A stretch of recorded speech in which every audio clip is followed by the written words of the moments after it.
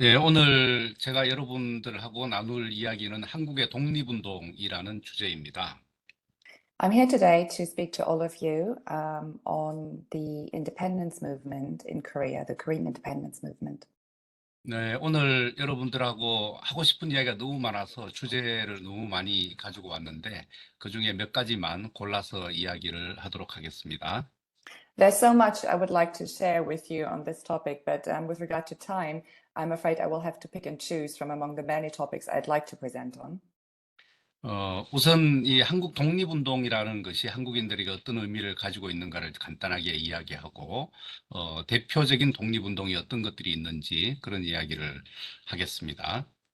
First of all, I'd like to speak to you on the meaning that the Korean independence movement has to Koreans to this day, and I would like to speak on the most representatives among those many movements. 네, 그리고 한국의 독립운동이라는 것이 앞으로 어떻게 기억되어야 할지, 그런 문제에 대해서 같이 고민해 보면 좋겠습니다.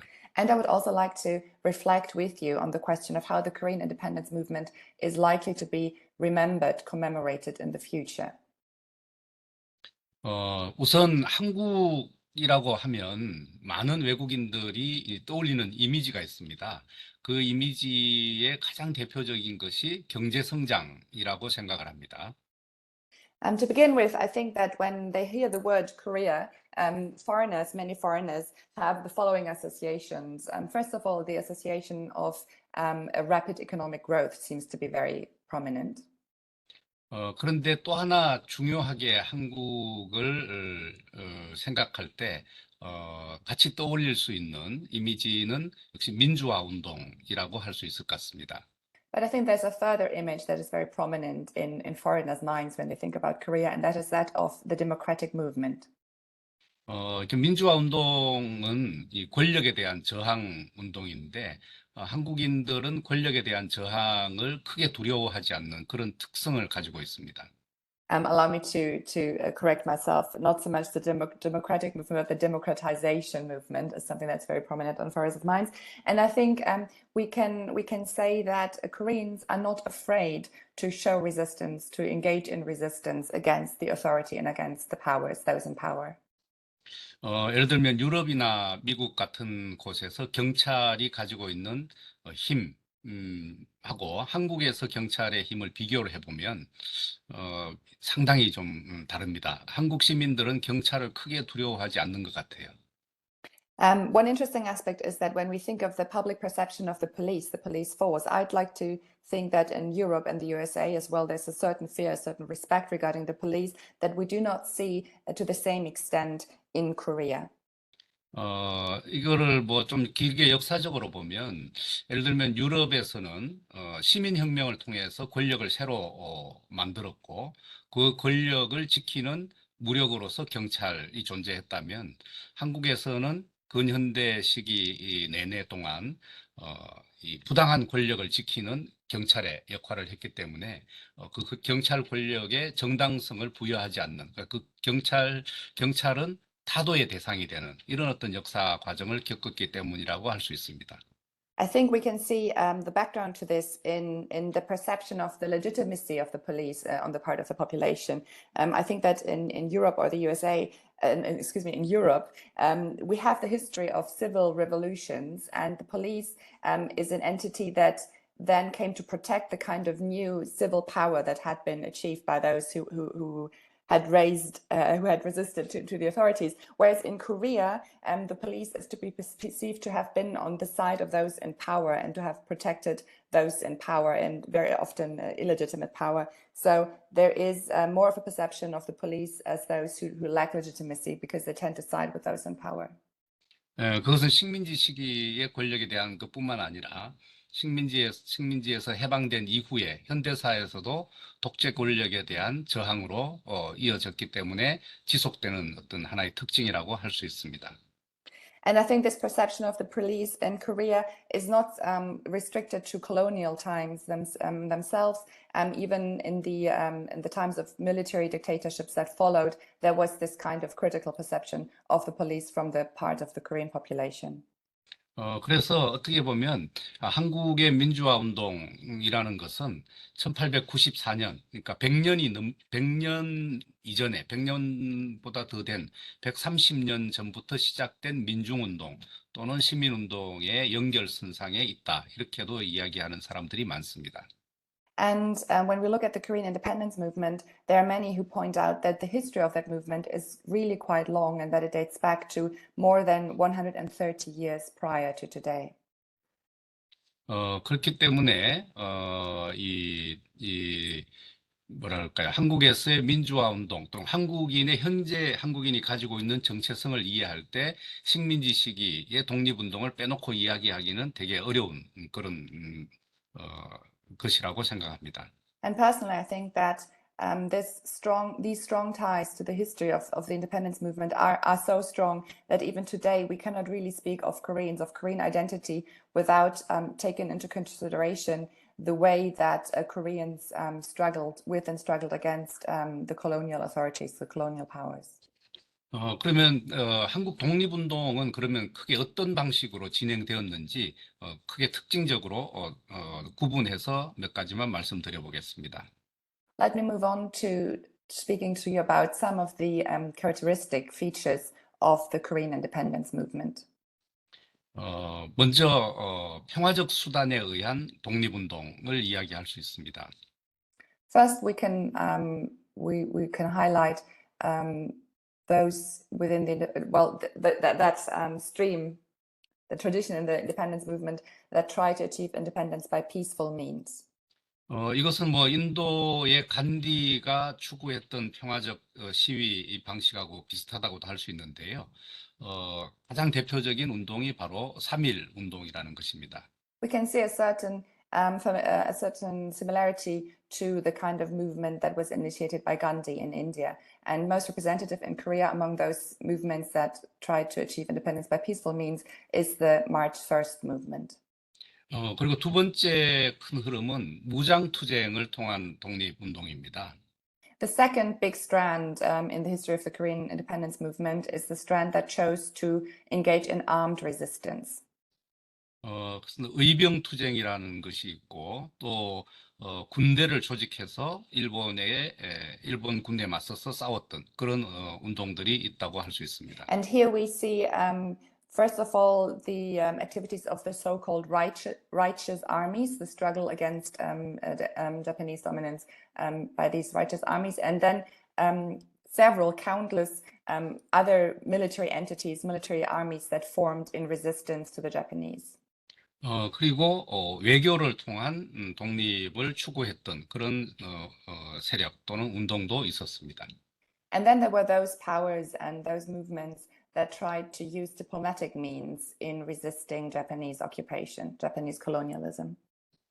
그 운동의 가장 대표적인 것은 임시정부를 수립을 해서 국제사회가 그 임시정부를 정식 정부로 인정하게끔 만드는, 그래서 일본이 조선을 독립시켜 주게끔 하려는 그런 어떤 운동이 대표적이었습니다. And representative among those movements is the movement that tried to establish a provisional government in exile and then fought for recognition from the international community of that provisional Korean government in the hope that this would ultimately force Japan to grant Korea its independence.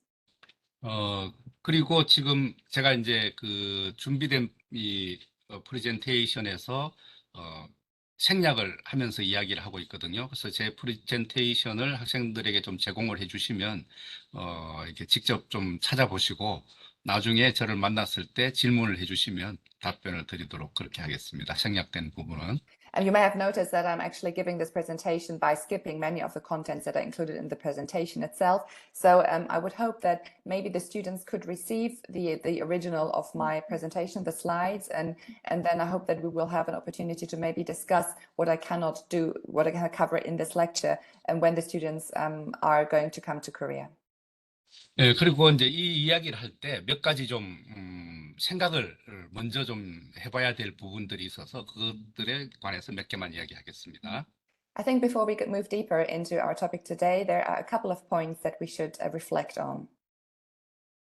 제일 중요한 것이 이게 이제 지금 현재 역사학계의 가장 큰 쟁점 중에 하나라고 생각하는데, 제국의 시선에서 바라볼 것이냐, 또는 피식민, 그러니까 식민지를 경험한 입장에서 역사를 바라볼 것이냐, 여기에 따라서 개념들이 상당히 달라진다라는 것을 이야기하고 싶습니다. First, I'd like to point out something that is actually quite contentious in historical studies these days, and that is the question of whether, in looking back, we should focus on the perspective of those who were the colonizers or on the perspective of those who were colonized. And depending on which position is chosen, different ideologies and different concepts become relevant.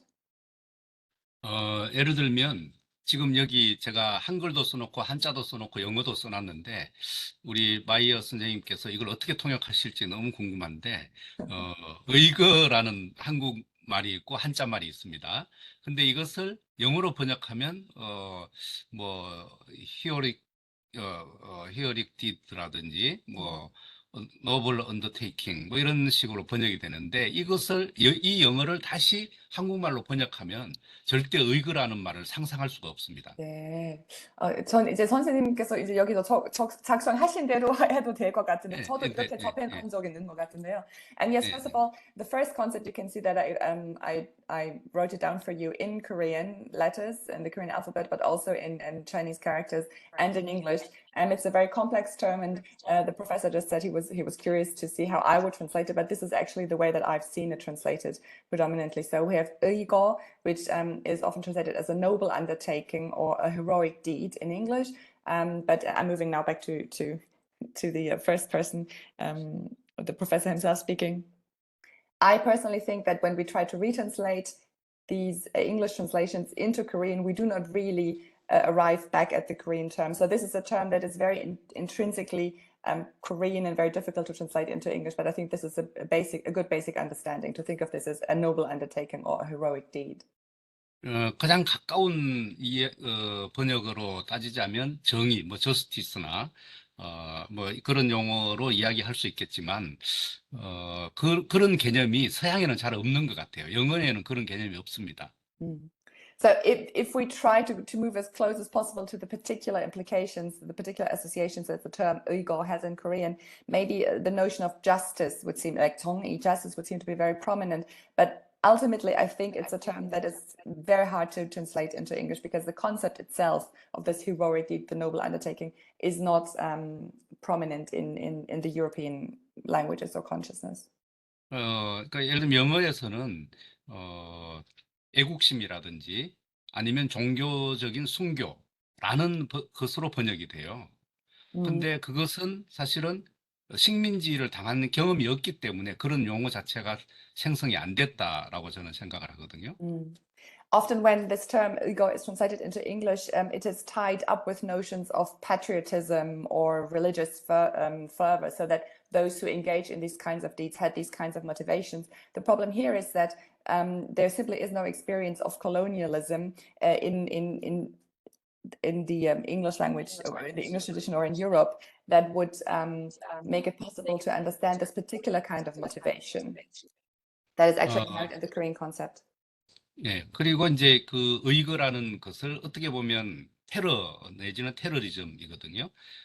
근데 제국의 입장, 제3자 입장에서는 쉽게 테러라고 이야기하지만, 식민지를 경험한 입장에서는 그 테러라는 용어가 대단히 거북한, 듣기에 좀 안 좋은 것으로 다가오거든요.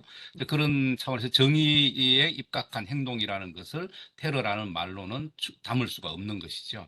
그러나 서양 일반에서는 테러라는 것으로 뭉뚱그려서 하나의 개념으로 사용해버리는 이런 어떤 문제가 발생한다고 생각이 됩니다. From a certain perspective, from the outsider's perspective, these deeds that in the Korean language are characterized as 의거 could actually be called a form of terrorism. But that is something that is very unpleasant. It doesn't sound good to Korean ears. With this particular background of this having been a righteous, a just attempt to resist colonial external power. I think this is something that in the West simply cannot be felt in the same way because there is not the same experience of colonial suppression. 그리고 요즘 한일 간의 역사 논쟁에서 일본이 가장 많이 하는 말 중에 하나가 국제법을 지켜라. 국제법에 의거하면 일본은 정당하다라는 이야기를 가장 많이 하고 있는데요. When we move to the present times, we see that in Japanese-Korean relations, Korean-Japanese relations, Japan very often tries to invoke international law, tries to appeal to. 마지막 부분 다시 한번 말씀해 주시겠어요, 선생님? 이분이 예, 어떻게 한다고요? 일본이 국제법을 지켜야 된다. 네, 국제법에 의거하면 네. 일본의 행동은 정당했다라는 이야기를 자주 하고 있죠. 아, 예. So 네. 제가 못했다면 다시 지적해 주세요. 네. In my perspective, Japan tries to put the focus on international law and tries to argue that its actions in the past will have been justified, will have been just as long as they complied with the international law of the time. That's a position that is advanced by Japan. 그렇지만 국제법이라는 것은 제국주의 국가들이 모여서 만든 법이거든요. 그래서 식민지를 경험한 입장에서는 그것을 지킬 수가 없게 되어 있죠. But this reference to international law is, of course, only possible from the perspective of those who actually created these international laws and the public international laws. And those, of course, were all those who were in power, and those were the imperialist forces. So this appeal to public international law and the claim that actions were just as long as they complied with public international law in itself is an appeal that is made from the part of those who created the public international law and is not understandable for those who actually were those who experienced colonialism, who were colonized. 그래서 이제 제가 지금 요즘에 동료들과 같이 고민하고 있는 것은 제국주의적 입장에서 쓴 역사를 다 새로 식민지를 경험한 입장에서 새로 써야 된다. 이런 생각을 많이 하고 있습니다. 근데 그런 차이가 있다라는 정도만 말씀을 드리겠습니다. So something that me and colleagues of mine are engaged in is wondering about how important it could be to rewrite history from the perspective of those who were subjected to colonialism and to imperialism, rather than from the perspective of those who practiced imperialism and colonialism. 그러니까 일본의 사례를 하나만 좀 소개를 하겠습니다. 지금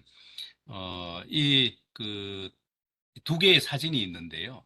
하나는 일본의 한국과 관련된 서술을 상당히 좀 악의적으로 하고 있는 교과서의 사례가 하나 있고, 그리고 보통 일반 교과서들이 사용하는 사진 사례, 이 두 가지를 제가 지금 보여드리고 있습니다.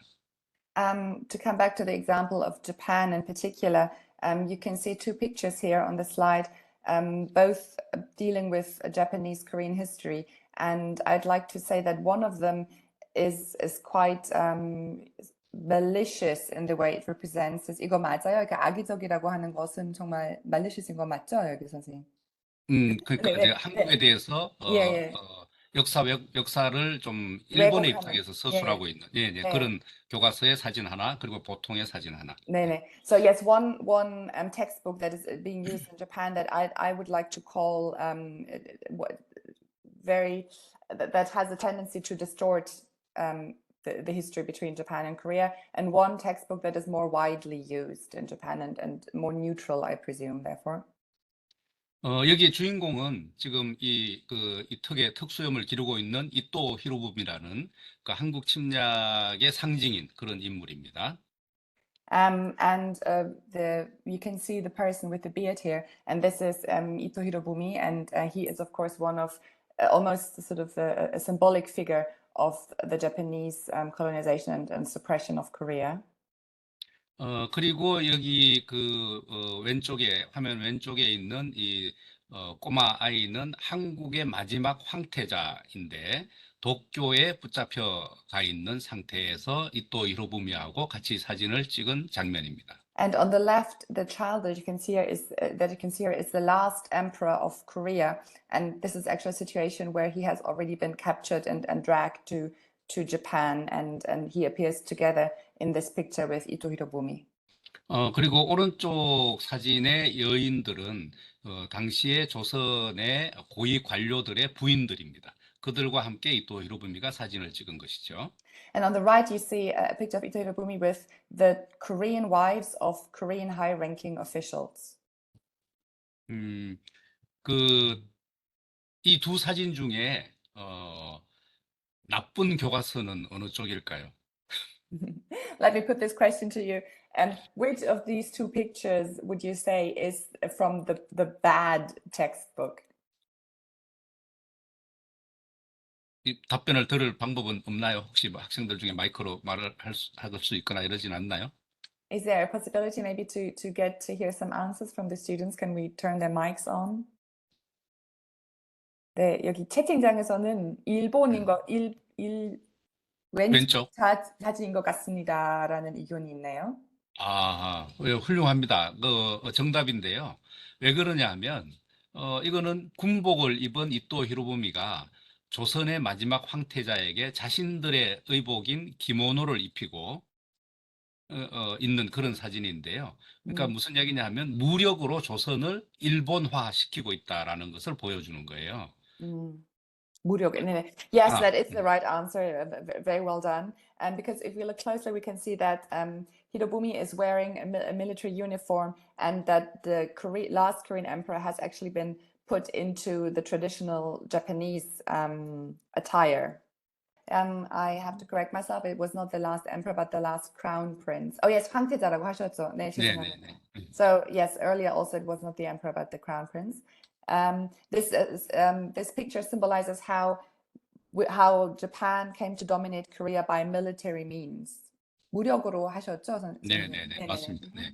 근데, 제가 맞는 답이라고 그랬는데 사실은 틀린 답입니다. 제가 근데 말을 저도 왠지 잘못했네요. 네네네.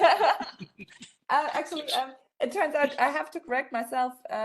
I being the professor now, because this is actually it's the other way around. Because here we talk about military power, whereas the other picture tries to make a different suggestion. I guess yes.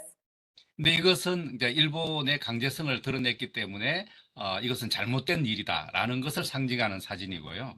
그 옆에 있는 사진은 이토 히로부미가 한국의 복장을 하고 있습니다. 한국인의 복장을. 그러니까 이토 히로부미는 한국인을 이해하려고 했고 한국 문화를 수용하려고 했다. 그런 것을 통해서 한국을 서구의 문명 사회로 이끌어 주려는 그런 의도를 가지고 있었다라는 것을 드러내주는 사진이죠. 그렇기 때문에 이것을 역사를 왜곡하는 입장에서는 이런 이토 히로부미의 이 좋은 점 이런 것을 부각시키려고 이 사진을 사용하고 있는 것이죠. 그래서 이 사진이 좋지 않은 교과서에서 사용하는 사진입니다. Yes, so to explain again why I was wrong in saying that the answer that was kindly given was the right answer, because if we look at the implications in the left picture, there is Ito Hirobumi is shown in military dress, whereas the right picture and the Korean crown prince is shown in Japanese traditional dress. On the right picture, we see the reverse situation. We see Ito Hirobumi being dressed in traditional Korean dress, and this kind of tries to suggest that he made an effort to understand Korea, to understand Korean culture, and that there was a certain kindness towards Korean culture, and that the Japanese were actually willing to, with understanding, to gently introduce Korea into a higher status of civilization. And therefore, because of this manipulative undertone, it is the picture on the right that is the one in the bad textbook. 아무튼 이런 차이들이 있는 건데요. 이제 뭐 그런 것을 전제로 조금 구체적인 몇 가지 사례를 들어서 이야기를 해보도록 하겠습니다. So these are possible differences in perspective when we look at the history of the Korean independence movement and of the Japanese occupation of Korea. And let's now look at some more specific examples. 우선 가장 대표적인 독립운동이었던 3.1 운동에 대해서 짧게 이야기를 드리도록 하겠습니다. Yes, let me start by speaking about the movement that we can call the most representative among the peaceful movements in the Korean independence movement, and that is the March 1st movement. 몇 년 전에 이 3.1 운동 100주년이 되는 해였습니다. 2019년에 이 3.1 운동이 1919년에 있었기 때문에 백 주년을 맞이해서 새로운 연구들이 매우 많이 진행이 되었습니다. 그, Yes, not a couple of years ago in 2019, we saw the 100th anniversary of the March 1st independence movement, which unfolded in 1919, and we saw a lot of new research being published around the time of that anniversary. 근데 그 중에 하나가 이제 독립선언서에 대한 재평가가 있었는데요. And among those new research endeavors was a research endeavor that tried to reappreciate, reevaluate the Declaration of Independence. 그게 핵심 중에 하나가 일본을 탓하려는 것이 아니고 우리 스스로 새로운 세상을 만들어 나가는 노력을 하고 싶다. 그리고 일본도 세계 평화라는 큰 흐름에 맞추어서 이 식민지 지배라는 잘못된 행동을 멈추어 줬으면 좋겠다. 이런 내용을 담고 있습니다. And what is intriguing about this document is that it explicitly states that it has no intention, or it doesn't want to put the focus on blaming Japan so much. It's more about Korea wanting to engage in its own efforts, in its own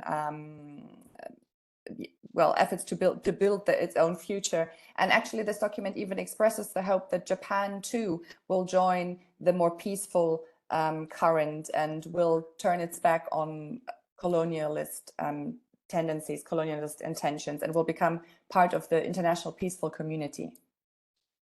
그러니까 이 독립운동, 3.1 만세운동에 참여했던 사람들이 기본적인 이상, 그러니까 목표로 삼았던 것이 평화였다는 것이죠. 이제 그런 것들이 이제 새롭게 주목되는 그런 연구들이 많이 제출이 되었습니다. This shows us intriguingly that one of the main concern of the March 1st movement was peace in a more global sense of the word. And this aspect, this focus on peace, is receiving a lot of attention in more recent research on the March 1st movement. 그리고 그동안 알려지지 않았던 새로운 사실들이 많이 발굴이 되었습니다. And actually, in the course of this new novel research on the occasion of the 100th anniversary, a lot of new a lot of facts became known for the first time. 그리고 가장 대표적인 것이 이 운동의 그동안 인식에서는 이 운동의 주체가 남성을 중심으로 이해가 되었었는데 이 100년 만에 여성들이 한 역할이 대단히 중요했고 그들이 실질적인 활동을 했다는 것이 많이 소개가 되었습니다. One of the key revelations is that while this movement, the March 1st movement, has so far been interpreted very much as initiated and conducted by men, it turns out, and it has been more and more emphasized in recent research, that women played a very central role in this movement. 두 번째가 우리가 알고 있던 상식 중에 틀린 것이 대단히 많다. 그 중에서도 3월 1일 날 12시에 서울에 있는 파고다 공원에서 만세운동이 처음 시작되었다라는 것이 허구였다는 것도 밝혀졌습니다. And many common assumptions have come under scrutiny and been corrected. Among them is the assumption that the entire March 1st movement started on March the 1st 선생님 그 공원 이름이 뭐였죠? In a park in Seoul. And actually that assumption, that central assumption, has come to be corrected.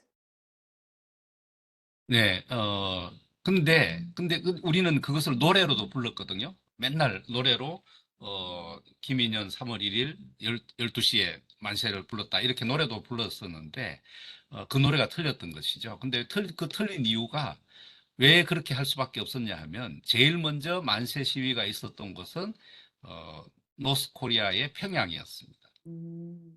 12시에는 거기에서만 운동이 있었습니다. There even was a song that we sang about the March 1st movement that refers to the supposed beginning in this park at midday. And it turns out that actually the lyrics of that song were based on this mistaken historic assumption. But there is a very, very clear reason for why we put the focus on this park in 서울에 있는 공원이었던 거 맞죠, 선생님? 서울에 네. 있던 In Seoul, because 탑골공원, 파고다공원. 네, because actually the first gathering happened in it took place in 평양. Pyongyang. 그리고 당일에 3월 1일 날 8곳에서 만세 시위가 있었는데 서울을 제외하고는 전부 38선 이북, 북한이었습니다. 북한 지역이었습니다. And if we look more closely, we can see that there were actually 8 different locations all over the Korean Peninsula where the movement unfolded on March the 1st. And with the exception of Seoul, 7 of them were in the north, in what is now North Korea. 근데 그때는 남북이 분단도 되지 않았는데 분단된 나중에 역사 사실을 조작해서 서울만 소개를 했던 것이죠. Of course, at the time there was not such thing as a division of the peninsula as we have it today. But following the division of the peninsula, we can actually say that history has been fabricated to the extent that the focus has been put exclusively on the supposed start of the movement in Seoul. 그러니까 냉전의 영향으로 독립운동의 기억마저도 조작이 되는 이런 어떤 놀라운 사실을 발견하게 된 것이죠. And here we can see the rather shocking effects of Cold War ideology, how it even led to a distortion of the commemoration of the Korean independence movement. 그리고 또 하나는 시위 방법. 그러니까 지금 현대의 시위에서 나타나는 모습들이 사실은 이 3.1 운동에서 이미 다 나타나고 있다라는 사실도 새롭게 조명이 되었습니다. And what also came under renewed focus is the fact that surprisingly the means, that the actual methods, the techniques of protesting back then were already very similar to the way that protests are carried out, organized today. 예를 들면 낭독의 힘이라는 것인데요. 독립선언문이 없었더라면 이 운동이 그렇게 전국적으로 지속적으로 대규모로 발생할 수 있었을까 하는 것입니다. For one, we can get a fresh idea of the power of public reading and of reading out documents. In this case, the Declaration of Independence. Had it not been for that Declaration of Independence that was read out aloud in public, I don't think that the movement could have unfolded as powerfully as it did. 예를 들면, 그러니까 집회가 있으면 발언이 있고, 마지막에 우리가 이제 공동의 의지를 모아서, 문서를 같이 읽는 행위를 요즘에 시위 현장에서 많이 볼 수 있는데, 그것이 이미 3.1 운동 때 그 모습을 보이고 있다, 이런 이야기죠. So what I'm trying to say here is that something that we can see frequently today whenever there is a gathering with the intention of protesting, that there is the gathering first, different speeches, and at the end a reading aloud of an official kind of document, a document that was conceived for this particular kind of protest. This we can already see back in the day of the March 1st movement. 그리고 두 번째로 아까 말했던 그 서울에서는 파고다 공원에서 시위가 시작이 되거든요. 그 학생들에 의해서 시위가 시작이 되는데 그들이 행진을 합니다. 근데 이들이 어디로 갔을까요? And another intriguing point is that the Pagoda Park in Seoul, there was the gathering there, and it was followed by a procession of the students. And I would like to ask you, where do you think they moved to? Where do you think they marched towards? 우선 예를 들면 뭐 영국에서 시위가 있으면 어디로 갈 거예요? 왕실, 그 영국 왕이 사는 데로 가야 될 거 아닙니까? 그러니까 조선 총독부로 하나가 가는 거죠. Yeah. If we think of Great Britain, for example, of course the protests would unfold, were historically, I presume, in front of a royal palace. And in the case of Korea, they moved in front of the Japanese government. Japanese governor 그러면 될 것 같아요. 그 정부니까. 네. 근데 그리고 또 한 무리의 시위대가 어디로 갔느냐 하면 서울의 시청 옆에 정동이라는 곳이 있어요. 동네 이름이 정동. 정동, 네. 네, 그냥 정동이라는 곳이 있는데 거기로 다 몰려갔어요. But they also moved near the city hall to a part of town that is called Cheongdong. 왜 그리로 갔느냐 하면 거기에 외국 대사관들이 거기 다 몰려 있었어요. And the reason for them doing so was that this was where all of the foreign embassies were located in Seoul at the time. 그리고 당시에 시위에 참여했던 사람들은 이 다른 제국주의 국가들에게 일본의 상황, 그러니까 일본과 조선의 상황, 식민지적 상황을 알려야 된다라는 의식이 있었던 것이죠. And the explanation for this is that the protest movement felt it was necessary to inform the foreign powers as they were represented in Korea through the embassies, to inform them of what Japan was doing and what was going on the Korean peninsula. Allow me just to add, it's the Government General Building. That is the name of one of the buildings that the protesters moved to. Yes. 그리고 또 하나는 이 한국에서는 그동안 이 3.1 운동의 국제적인 배경을 이야기할 때 윌슨이라는 미국 대통령의 민족 자결주의라는 것을 내세웠었어요. And another important element when it comes to the international background to the March 1st movement is the so-called Wilson Declaration, a declaration of, at the time, the American president on the right to national self-determination. 근데 사실은 이 민족 자결주의라는 것이 식민지 해방과는 직접적인 관련이 없는 그런 주장이거든요. 그럼에도 불구하고 그것에 영향을 받은 것은 분명합니다. Strictly speaking, there is no direct connection between this notion of the right to national self-determination and the right to oppose colonization. But by the first March movement created that connection. 그런데 그것 못지않게 더 큰 영향을 미쳤던, 그것과 비슷한 영향을 미쳤던 것이 바로 러시아 대혁명이었습니다. 러시아 사회주의 혁명. But maybe the more important factor in terms of the international background that contributed to this movement in Korea is the socialist revolution in Russia. 민중의 힘으로 최초로 권력을 뒤집고 사회주의 국가를 건설했던 그 경험이 한국에도 이미 전달이 되어서 중요한 배경으로 작용했던 것이죠.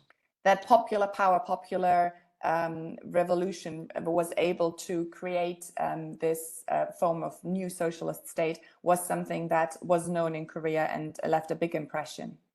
네, 그런 것들이 새롭게 3.1 운동 100주년을 맞아서 이러한 새로운 이야기들이 많이 연구가 되고 공유가 되는 그런 과정을 겪게 되었습니다. And to come back to the 100-year anniversary of the March 1st movement, all these things that I tried to briefly mention here, they received renewed focus. They were research. There was a lot of research and on that, and a lot of new publications came out. 그러니까 이 사례를 통해서 역사 인식이라는 것이 냉전이라든지 외부적인 어떤 제약에 의해서 왜곡되기도 하지만 새롭게 이 3.1 운동이라는 것을 새롭게 연구함으로 인해서 당시의 다양한 국제 정세와 그리고 다양한 방법을 통해서 독립을 요구하고 있었다라는 것을 확인하는 그런 계기가 되었습니다. So I would like to say that the anniversary shows us how, yes, there can be distortions in historical awareness through phenomena such as Cold War ideology or other external factors, but it is also possible to reinterpret to change our historical awareness, in particular when it comes to the details of the international framework, the international background to the March 1st movement. 자, 그다음에 외교를 통한 독립운동에 대해서 몇 가지만 이야기하겠습니다. I'd like to comment on the strand in the independence movement that tried to use means of diplomacy, diplomatic means.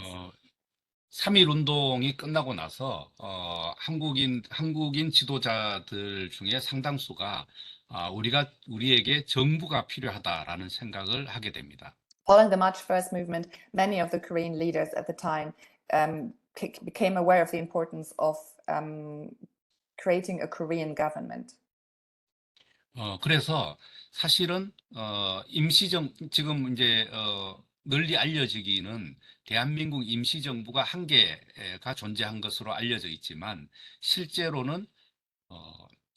좀 큰 정부가 3개, 그리고 작은 정부까지 합치면 무려 9개의 임시정부가 만들어졌습니다.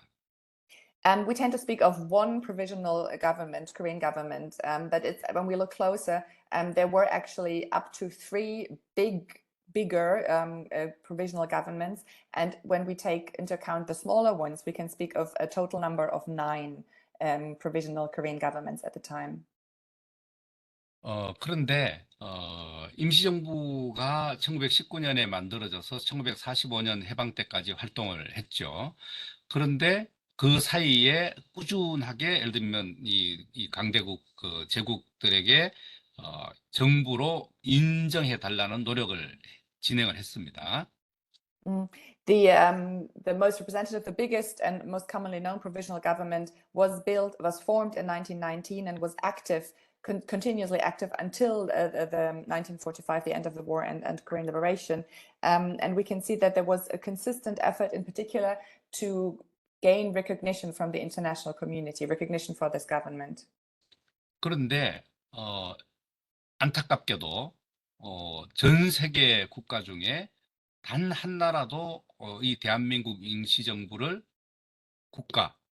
대한민국의 공식적인 정부로 인정해 준 나라가 없었습니다.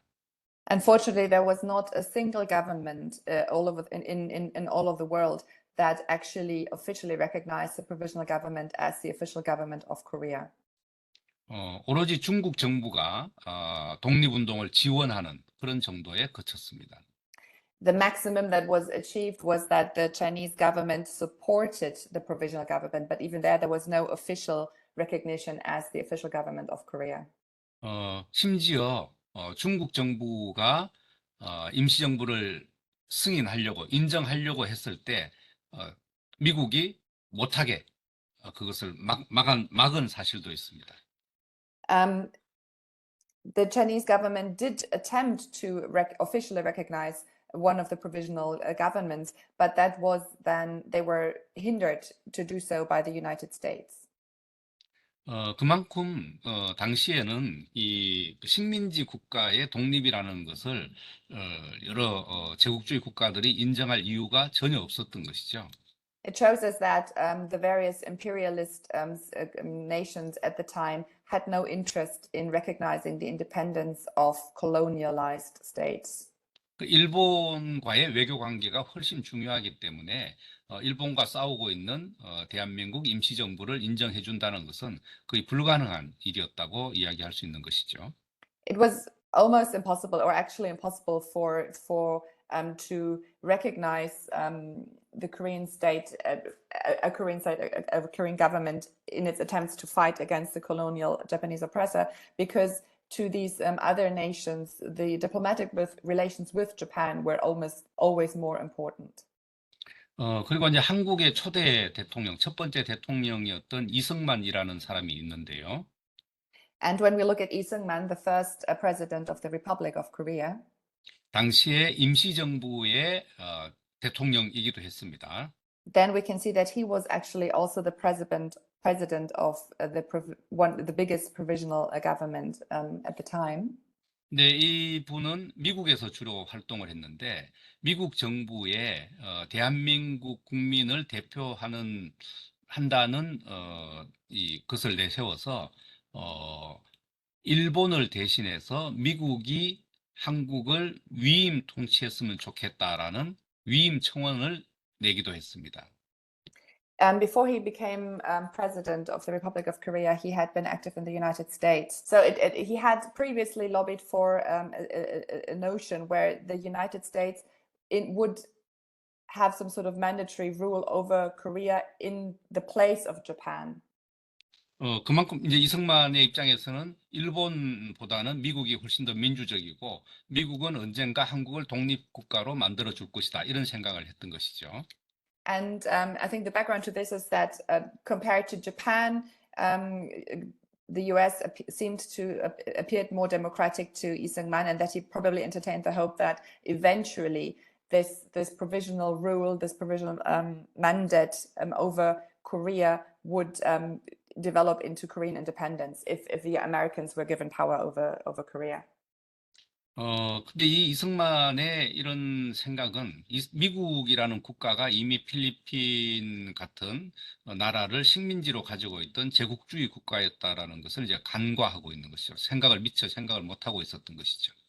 But actually, this shows us that Isingman wasn't officially aware of the extent to which the US themselves were acting as colonizers. When we think of countries such as the Philippines, we can see that actually at the time, the US themselves were already a colonial power in a sense. And Isingman seems to not have been sufficiently aware of this.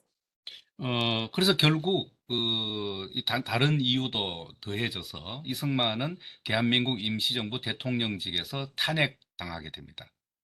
And ultimately, on these accounts, and also because of other reasons, he comes to be removed from the position of president of the provisional government, the provisional Korean government. 그리고 이제 또 하나의 노선은, 외교적 독립운동은 잘 알려져 있지 않은 사실이기도 한데요. And another thing I'd like to point out is that there were several different other movements that try to use diplomatic means, and that they are not sufficiently known of as of yet. 당시에 혁명에 성공한 지 얼마 되지 않았던 러시아 정부가 그러니까 이 소비에트 정권이죠. 소비에트 정권이 한국의 독립운동을 지원을 합니다. 그러니까 이 그러니까 독립운동 자금을 어마어마한 금액의 이 자원을 지원하는 그런 활동을 펼치기도 하죠. For example, the new Russian, or rather new Soviet government, was supporting the Korean independence movement with considerable funds. That is one of the facts that has not received a lot of attracted a lot of focus so far. But it is true, they invested considerable funds in supporting the Korean independence movement. 당연히 뭐 그들의 지원은 사회주의자들을 중심으로 한 지원이었습니다. Of course, the support of this newly funded Soviet government was focused on Korean those among the Korean independence movement who also had socialist inclinations, were socialists. 그리고 그러면 왜 소련은 대한민국 임시정부를 승인하지 않았느냐라고 한다면 그것은 이 대한민국 임시정부가 사회주의가 아닌 자본주의적인 어떤 미래지향을 가지고 있었기 때문이라고 할 수 있습니다. And of course, this also explains why the Soviet government at the time chose to not support the provisional government that was the Shanghai government이라고 해도 되겠죠?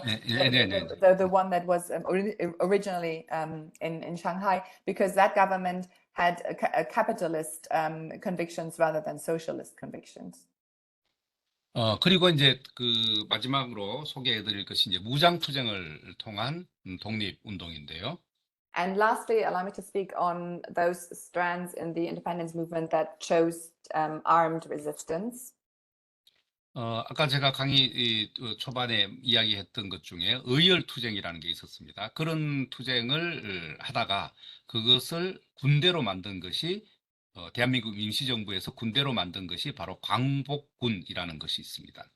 I mentioned what could roughly be translated as the righteous struggles in the Korean independence movement earlier, and those later reorganized, formed into an army which called itself Gwangbok-kun. This is probably, you could translate it as Independence Army, I suppose. 네, 그것은 중국 정부의 지원을 받아서 중국군에 소속이 되어서 훈련을 받고 이 국내, 그러니까 한반도로 진격하는 그런 작전까지 수립했던 그런 경력을 가진 군대입니다. And when we look at the history of this army, they received support from the Chinese government. They actually they received training within the Japanese, the Chinese army. And then from Chinese territory, they were attacking the Korean territory as it was under Japanese occupation at the time. This is how they operated. 그리고 또 하나의 강력한 무장투쟁 세력은 바로 지금 북한 정권을 수립했던 김일성의 활동입니다. And of course, another powerful strand in this armed resistance against the Japanese occupation was the units that were led by the later leader of North Korea, Kim Il-sung. 김일성은 중국 공산당에 소속이 되어서 무장투쟁을 벌입니다. He actually became a member of the Chinese Communist Party and in that position engaged in the armed resistance against Japan. 당시에는 공산주의 운동을 하나의 어떤 개별적인 국가의 혁명으로 생각하지 않고 세계혁명이라는 개념 속에 생각했기 때문에 가능했던 그런 일입니다. And I think this was possible because at the time, the communist movement did not really think of itself as divided into national interests, but understood itself as an international movement. 그러니까 중국 혁명이 성공하면 조선 혁명도 성공할 수 있다라는 신념을 가졌던 것이죠. And there was a belief that if the Chinese Revolution could succeed, the same would be possible in Joseon, in Korea. 뭐 그렇지만 나중에 1944년, 45년 시점이 되면 독자적인 군대를 형성하고 일본군과 직접 싸우는 그런 활동을 전개하게 됩니다. 1944년부터요, 선생님? 뭐 37년부터라고도 얘기할 수 있겠네요. 1937년부터. 네. 네. Kim Il-sung 말이죠, 아직까지는. 김일성 부대가. 네네. 네네. But later, the units led by Kim Il-sung later, first the professor said from 1944 onwards, then he corrected himself to 1937. From a later point onwards, we can say that they engaged in an independent struggle, that they were independently of Chinese, the Chinese support. 그런데 지금 이 부분은 대단히 이제 민감하게 남한과 북한이 생각하는 부분이에요. 네. 그러니까 예를 들면 남쪽에서는 김일성의 활동을 교과서에서 가르치지 않습니다. 근데 반대로 북쪽에서는 남쪽의 광복군에 대해서 가르치지 않습니다. What I'm talking about now is, of course, one among the very delicate issues in inner Korean relations, and we can see big differences in the way that certain questions of the independence movement are treated in South Korean and North Korean textbooks respectively. We can see that in the South, the activities of Kim Il-sung are not clearly represented in the textbooks, while the North Korean textbooks, they choose to not write about the Kwangbokgun, about the independence army. 지금도 예를 들면 김일성을 찬양하면 남쪽에서는 감옥에 갈 위험성이 있고 반대로 북에서는 광복군이나 이런 그 임시정부의 활동을 찬양을 하면 감옥에 갈 위험성이 있는 그런 사회에 살고 있는 것이죠. So we live in societies where actually praising Kim Il-sung in one way or another can get you imprisoned in the South, while praising, for example, the Independence Army, the Kwangbokgun, can get you imprisoned in the North. This is how we presently live. 이게 이제 분단 현실을 잘 보여주는 것인데요. 지금 앞부분에 했던 이야기를 다시 한번 기억해 보시면 역사라는 것을 역사인식을 제국주의와 식민주의라는 것이 왜곡시키고 있다고 말씀을 드렸죠. 마찬가지로 냉전이라는 이데올로기가 역사를 왜곡하고 있는 현실을 제가 좀 보여드리고 있는 것이죠.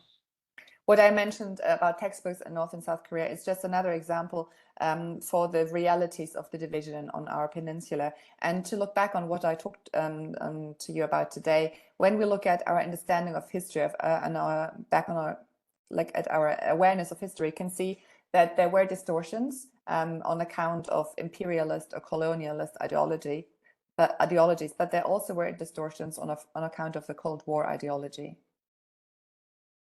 자, 아무튼 여기 이런 지금까지 얘기한 것이 뭐라 그럴까요? 한국의 독립운동의 큰 어떤 몇 가지 사례 또 몇 가지 노선이라고 얘기할 수 있습니다.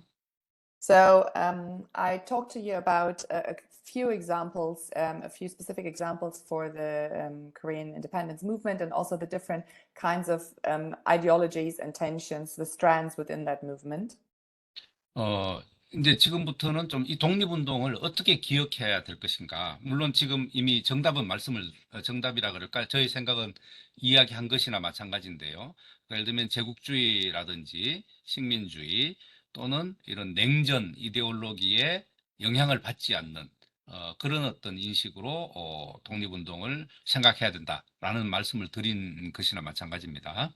Now I'd like to say something about how I wish that the Korean independence movement were remembered, were commemorated. And I guess I already gave you the answer in a way. I hope that we can develop an understanding of the independence movement that is free from the influences of imperialist, colonialist, or Cold War ideologies and tendencies. 그래서 독립운동은 한국인들에게도 이제 이런 과제가 있습니다. 독립운동을 기억하는 것과 관련해서 첫 번째로 반쪽의 기억이 아닌 온전한 기억으로 만들어야 된다라는 것입니다. So I think there are actually a couple of tasks awaiting the Koreans when it comes to how they remember the Korean independence movements. And first, I would like to point out that it's important to have a holistic understanding, not a partial understanding of the independence movement. 그러니까 And memory, excuse me, memory. 네. 그러니까 민족주의 또는 자본주의 이 계열과 사회주의 방식의 독립운동이 모두 하나의 독립운동으로 인식되어야 된다는 것이죠. And I think the independence movement has to be understood within the framework or in connection with the notions of nationalism and socialism. 그리고 두 번째는 이 피식민자의 관점, 식민지를 경험한 사람들의 관점이 보편화되어야 된다라는 것입니다. And I think that the perspective of the those who were subjected to colonialism, or who were on the receiving end of colonialism, that perspective has to be generalized and universalized. 그것은 이 독립운동의 가치, 아까 3.1운동을 말씀드릴 때 이야기했던 평화라든지 인권 이런 개념과 같은 메시지로 전 세계를 향해서 이야기해야 된다라는 이야기를 하고 싶은 것이죠. And I think we need to put renewed focus on the importance of notions of international, of global peace in the independence movement, and also an emphasis on anti-racist tendencies, anti-racist convictions in the independence movement. 그리고 마찬가지로 반인종주의, 지금 전 세계적으로 반인종주의가 아주 중요한 가치로 부각되고 있는데 식민주의라는 것은 결국에 인종주의입니다. 그러니까 예를 들면 지배하는 민족이 지배당하는 민족을 차별하는 그런 인종주의가 곧 식민주의다라는 인식을 가지는 것이 대단히 중요하다고 생각합니다. And yes, to elaborate a bit more on this notion of racism and anti-racism, when we look closely, we see racism deeply embedded in any notion of imperialism and colonialism. And so in understanding the anti-imperial, anti-colonial history of the Korean independence movement, it is important to put renewed focus on how it integrates, how it is part of anti-racist struggles as we can see them to this day. 한국인들이 가지고 있는 인식 중에 가장 약한 부분이 아마 인종주의에 대한 인식일 수도 있다라는 생각을 저는 가지고 있습니다. I personally feel that maybe one awareness that is a bit less developed in Korea today is that awareness of anti-racism or of racism where it manifests. 그 많은 한국인들이 자신도 모르게 인종주의적 행동을 하고 있다는 것이죠. I'd like to say that many Koreans, without being fully aware of it themselves, are engaged in acts that can be characterized as racist. 근데 그 사람들도 식민주의는 아주 철저하게 싫어합니다. 특히 일본을 맹목적으로 싫어하는 경우가 많습니다. Interesting here is that even these people, they have a very ardent hatred of colonialism, and sometimes we can even say that they almost have a blind hatred for Japan, but still they're not really aware of their own racist tendencies. 그 사람들의 인식 속에는 식민주의가 곧 인종주의다라는 인식이 없는 것이죠. 그런 것을 만들어가는 것이 대단히 중요하다라고 생각을 합니다. So I think that these are people who are not fully aware of the extent to which colonialism is racist, and I personally think it's important to help to foster an understanding of colonialism that is aware of the racist elements immanent in colonialism. 그리고 한국인들이 독립운동을 생각할 때 가장 중요하게 생각해야 될 부분이라고 생각을 하는데요. 한국이 이미 제국주의적 길을 가고 있다라는 인식이 대단히 중요하다고 생각을 합니다.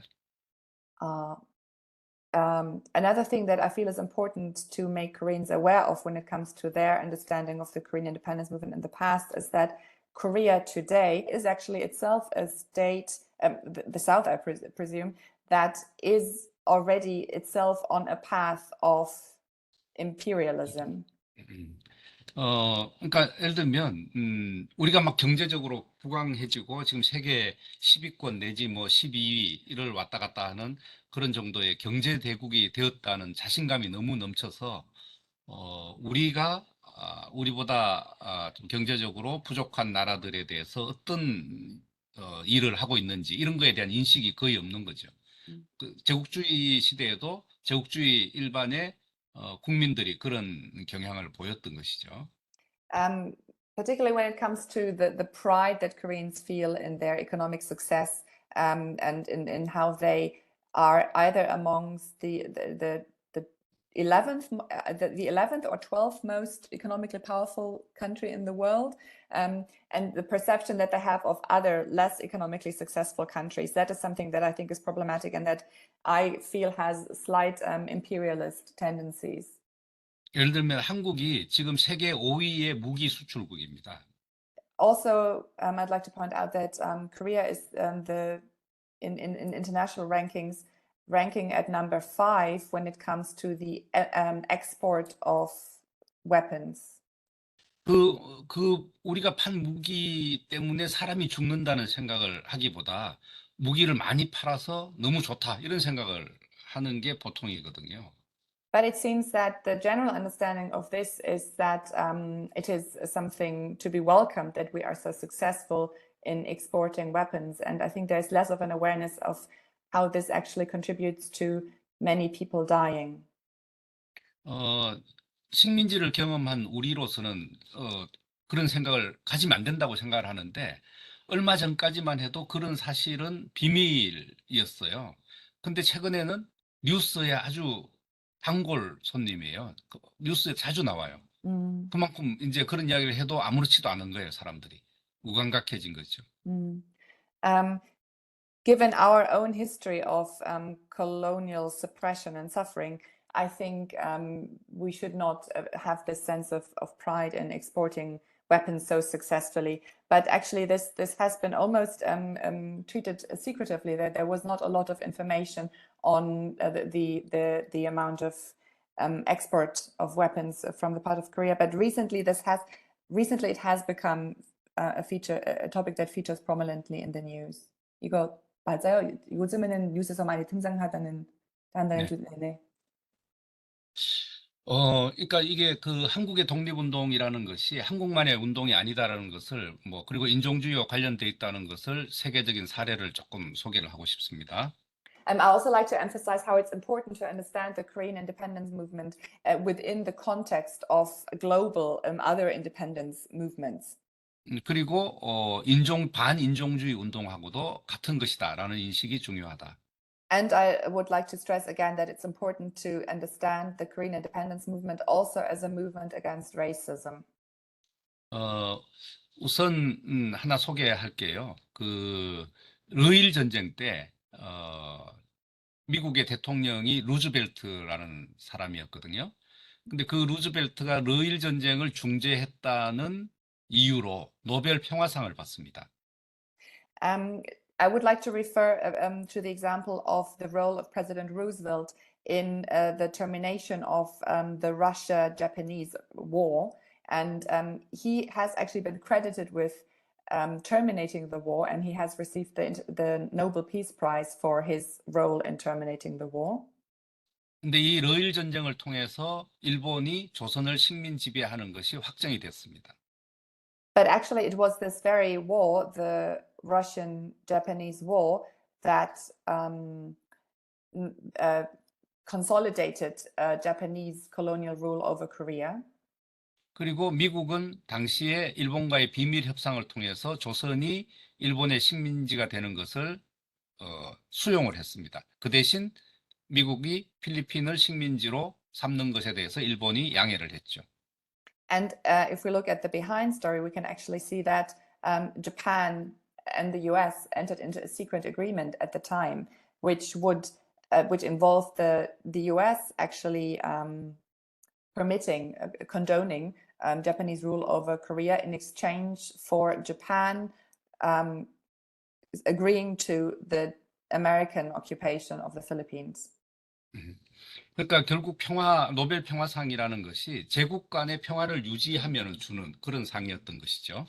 So this Nobel Peace Prize awarded to Roosevelt can be seen as one that has been awarded amongst different imperialist nations and times at the time against the background of their interests. 그리고 지금 한국의 남과 북을 가르는 이 경계선이 지금은 모양이 이렇게 구불구불하게 되어 있습니다. 근데 전쟁 이전, 한국 전쟁이 일어나기 이전에는 일직선이었습니다. 38도선으로 일직선이었죠. And when we look at the border between North and South Korea, it is now kind of, it's not a straight line following the end of the Korean War, but it was originally a very clear, very straight line along the 38th parallel. 근데 그런 일직선의 국경은 어디에서 또 볼 수 있느냐 하면 아랍과 아프리카에서 볼 수 있습니다. But when we look more globally at regions where we can these very straight cut lines between countries, then we can see them on the African continent and in the Arab nations. 이것은 아프리카나 아랍의 민족의 어떤 영역과 관계없이 제국주의 국가들, 그러니까 그것을 점령한 국가들의 이해관계에 따라서 일직선으로 선을 그어버린 것이죠.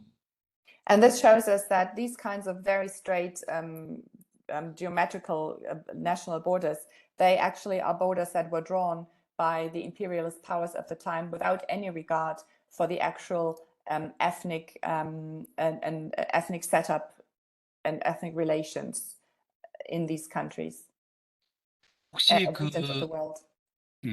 그러니까 아프리카의 국경선이 일직선인 것이나 한국의 38선이 일직선이었던 것이 같은 거라는 거죠. So I think we can draw a parallel. We can see a similarity between the way that these straight lines were drawn on the African continent and in the Arab world, and the way that the 38th parallel was a straight line on the Korean Peninsula. 근데 제국주의 국가들에게 있어서 식민지 국가의 경계 따위는 중요하지 않은 것이죠. But from the point of view of the imperialist nations, the imperialist powers, the borders between or the borders of states subjected to countries subjected to colonialism were of no importance, were of no relevance. 근데 식민지를 경영했던 국가가 전 세계적으로 몇 개인지 혹시 생각해 보신 적이 있으실까요? I'd like to put another question to you. Have you ever wondered what is the exact number of countries, state nations all over the world that have been subjected to colonialism over the course of history? 답을 안 하고 계시죠? I am not really expecting an answer. 뭐 12개 정도밖에 안 됩니다. It's no more than 12. 그러니까 전 세계 국가가 200개가 넘어요. While we have more than 200 states in the world. 그러니까 이게 어느 쪽이 보편인가를 생각을 해보자는 거죠. So I'm saying this to encourage you to think about what is the more universal position. 그리고 number 이제 12. 선생님 잠깐만. The number 예. 12 is related to the number of countries who colonize another countries. Not the number of colonized. 제가 당했다는 것을 저도 그 숫자 조금 애매해서요. 그러니까 식민지를 다른 가지고 있던 국가가 12개에 불과하다. 가지고 있었던 음.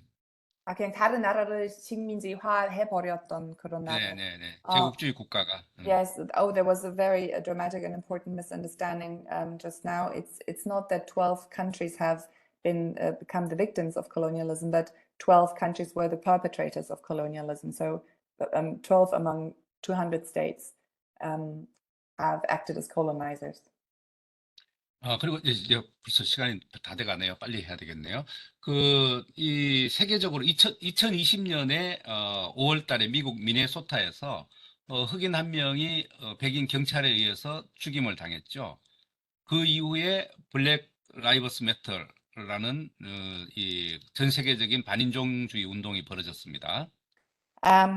Let me now, with a view to the time, hurry up. We all had the incident. We know of the incident in the year 2020 where a black youth, a black person died at the hands of the American police, which led to the Black Lives Matter movement.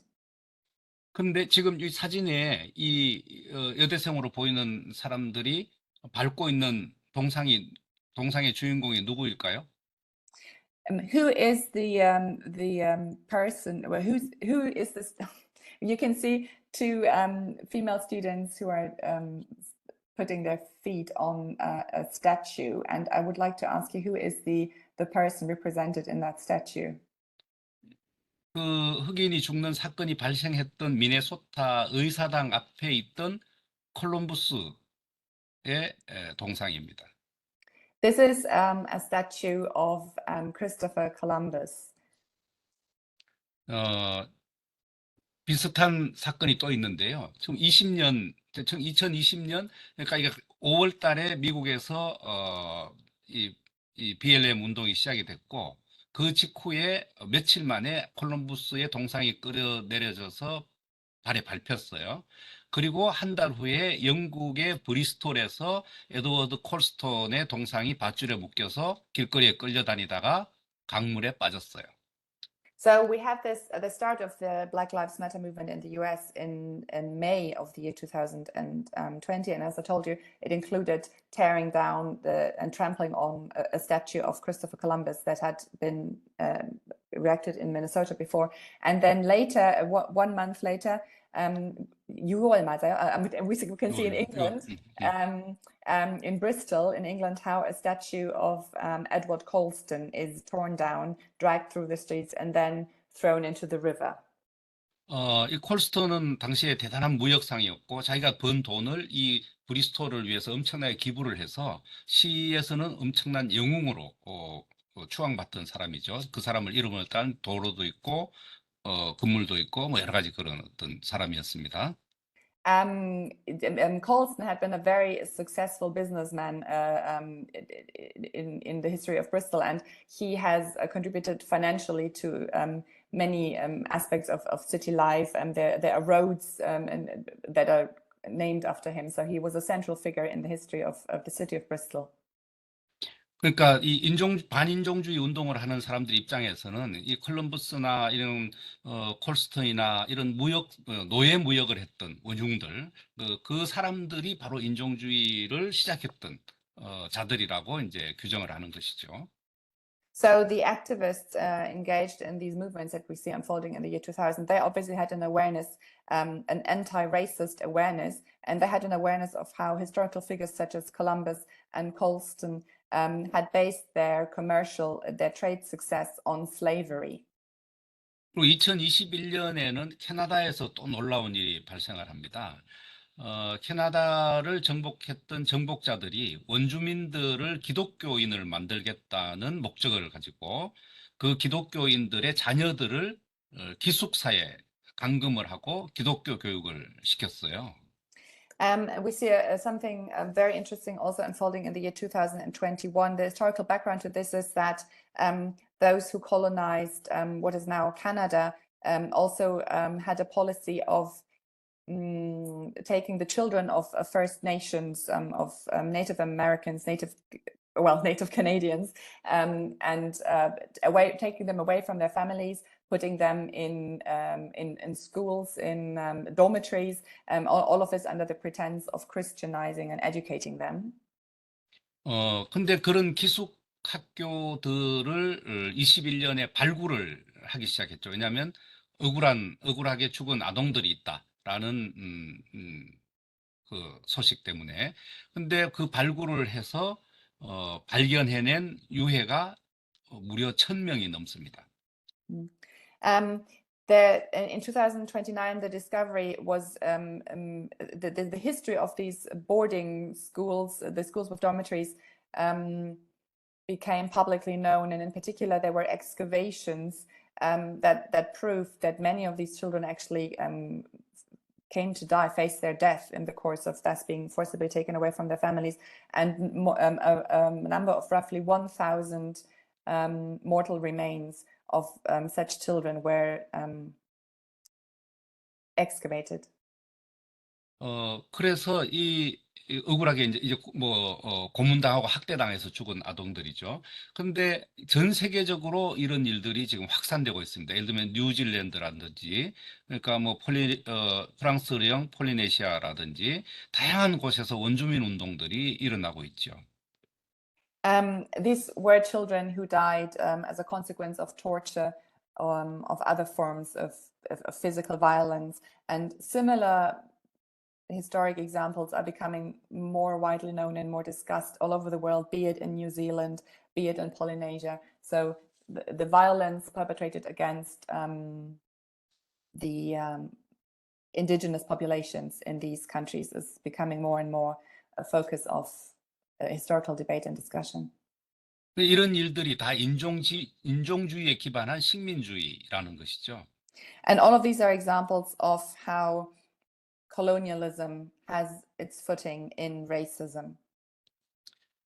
이런 것이 이제 한국이 좀 관심을 가져야 될 인종주의, 식민주의에 관한 문제들이다라고 생각을 합니다. And personally, I feel that all of these historic ties that become more and more evident between colonialism and racism are ties that the population in Korea needs to become more aware of in its understanding of colonial history. 그리고 이거는 유럽이나 이 미국에서도 많이 했던 것 중에 이런 것과 관련이 됩니다만은 한국은 요즘 한국의 쓰레기를 동남아 국가들로 수출을 합니다. Now, the problem of waste and the export of waste might so far have been more prominent for European states or for the US, but Korea has actually also now started to export its waste to nations in Southeast Asia. 그리고 여러분들이 사용한 컴퓨터가 더 이상 사용할 수 없게 고장이 나면 그 컴퓨터는 어디로 가는지 혹시 생각해 보신 적이 있나요? And I have another question for you. All the computers, the laptops that you are presently using, once they break down, once they can no longer be used, where do you think they will come? Where do you think they will end up? 그 컴퓨터의 상당수가 아프리카로 수출이 됩니다. The majority of such computers, of broken down computers, are exported to Africa. 옛날에 식민지를 경험했던 국가들이 여전히 쓰레기 처리장이 되고 있는 것이죠. So we can say that states who have been historically been subjected to colonialism, they are still in a position where they are being misused, abused as sort of dumping sites, waste grounds. 근데 한국 한 가지만 더 말씀을 드리면 한국 여러분들도 이제 한국에 오시게 되면 맛있게 드실 음식 중에 젊은 사람들 남녀노소를 불구하고 다 좋아하는 음식이 라면이라는 게 있어요. As you will probably know already or get to know when you come to Korea at the latest, is how ramyeon is a dish or a food that is very popular in Korea across the generations and among men as well as women. BTS의 B라는 친구가 라면 맨날 먹어가지고 전 세계적으로 지금 라면 열풍이 막 일고 있잖아요. 근데 그 라면을 생산하는데 절대적으로 있어야 되는 것이 팜유예요. 옛날에는 공업용 기름을 쓰거나 다양한 기름을 썼는데 그게 문제가 되니까 야자 기름을 쓰는 거예요. 코코넛 오일을 쓰는 거죠. The popularity of ramyeon increases worldwide. I personally think with the popularity of BTS, among other things. But what I would like to point out here is how a very indispensable ingredient in ramyeon is actually palm oil. Different oils were used previously, but now palm oil is indispensable for the production of ramyeon. 근데 그 팜 오일을 생산하기 위해서 인도네시아를 비롯한 동남아 국가들의 정글을 한국의 기업들이 대대적으로 파괴하고 있습니다. But to retrieve this palm oil necessary for the production of ramyeon, we can actually see Korean companies contributing to the destruction of rainforest in Southeast Asian states. 그래서 아까 제가 말씀드렸던 한국이 제국주의의 길로 들어섰다고 하는 것이 이미 이렇게 경제적인 면이라든지 다양한 측면에서 폭력적으로 이미 나타나고 있다. 이런 말씀을 드리고 싶었던 것이죠. So this ties back to what I tried to allude to earlier when I said that Korea has already set itself in motion in the direction of an imperialist state itself, that it is in a way on the path to imperialism. When we look at these economic ties, economic activities that actually have quite a violent core to them, in my understanding. 근데 이런 한국인들이 왜 그런 행동에 크게 관심이 없는지를 곰곰이 생각해 보면 유럽인들도 일정한 책임이 있다라고 나는 생각을 합니다. But when I reflect on why it is that Koreans seem to have so little interest in these this role that Korea plays internationally, I personally think that Europe might have some responsibility in this as well. 지금 이 강의를 듣고 계시는 거의 대부분의 학생들이 속한 국가가 아마 식민지를 경영했던 경험을 가진 국가들일 거예요. So my guess is that the majority of students who listen to today's lectures are themselves now in states that have a history of perpetrating colonialism. 근데 제국주의를 했던, 그러니까 식민지를 경영했던 그 국가들 중에 단 한 나라의 국가도 공식적으로 식민지를 범죄다 또는 식민지에 대해서 공식적으로 사과한다, 법적으로 책임이 있다라고 인정한 국가는 단 한 나라도 없습니다. But there is not a single state who in the past historically engaged in colonialism, to my understanding, that has ever issued an official apology or has ever expressed an understanding of legal criminal responsibility. 그렇기 때문에 제국주의는 사과할 필요가 없는 그런 어떤 행위였던 것이죠. 그렇기 때문에 지금 식민지를 경험했던 국가가 그들과 대등하게 되려면 같은 제국주의가 되는 길밖에 없는 거죠.